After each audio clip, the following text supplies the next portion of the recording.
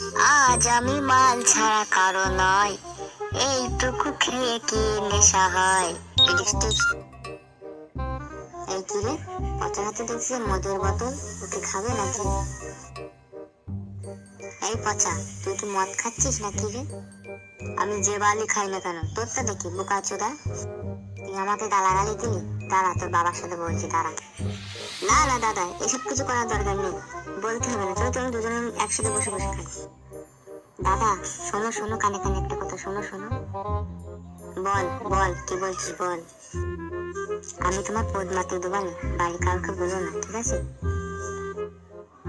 ঠিক আছে ঠিক আছে, কবে মারতে হবে বল, আমি রাজি আছি, তোর বাড়ি কাউকে বলবো না।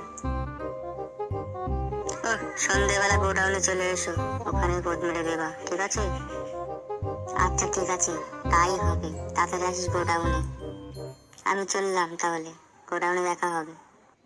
সালা যতদিন পদ আছে ততদিন মেরে যাবো আর বাংলা বোতল খেয়ে যাবো।